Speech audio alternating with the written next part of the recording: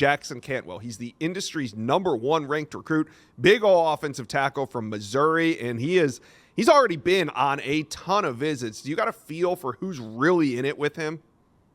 Well, he said he's still talking to about 10 schools right now, and he's looking to narrow it down to 4 going into the summer and official visits of trying to make his college decision. He said the problem is all these schools do a great job recruiting him. I think we can obviously point to some schools that we think are in the thick of it. I think you start that list with Missouri. He's a legacy recruit. His father's in the Missouri Athletics Hall of Fame, a professional shot putter, world champion in the shot put, also a silver medalist in the shot put at the Olympics.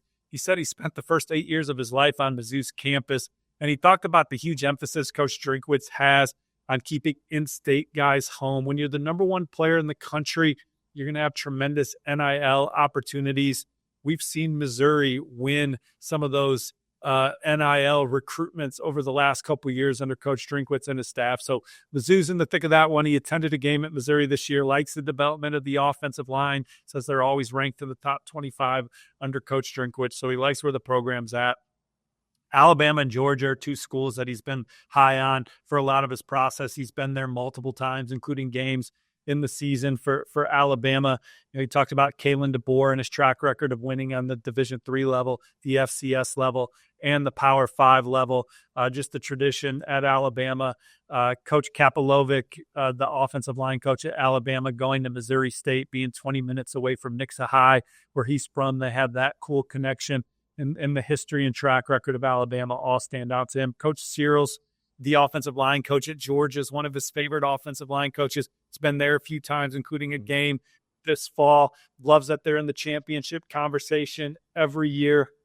Loves their attention to detail, says they do things the right way, just loves their process about everything. Miami got a visit this fall. He had a great time there, loves the emphasis on the offensive line position with the Hurricanes program, called Coach Mirabal a top 5 offensive line coach, loves the impact that Coach Cristobal has on the offensive line. Nebraska got a game visit during the fall. He says they got their quarterback in Dylan Raiola. They want to build around it with guys like him. He's excited to see them continue the upward trajectory. Talked about them winning their first bowl game in 2015, trying to restore blue blood status. But Oregon is a program that I have a keen eye on for Jackson Cantwell. He's one of the top shot put throwers in the nation.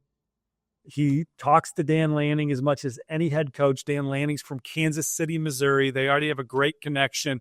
He said that Dan Lanning is one of the he said he's a great dude, and said that he's one of the more relatable head football coaches in the country, one of the more likable head football coaches in the country.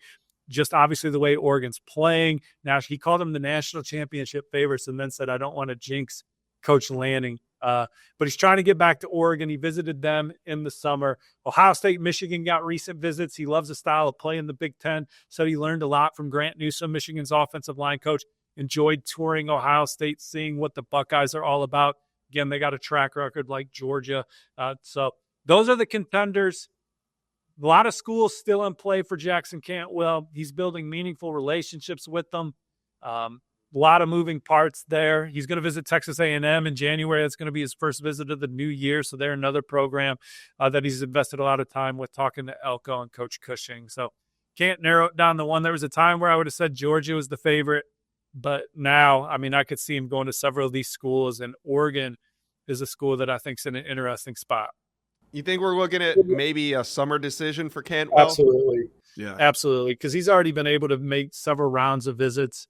He's now trying to narrow it down to the officials. He's got as strong a representation as you can have with the Rosenhaus firm representing him. So they're going to be buttoned up from an NIL standpoint. I mean, obviously, he's going to have over $1 million opportunities from these programs.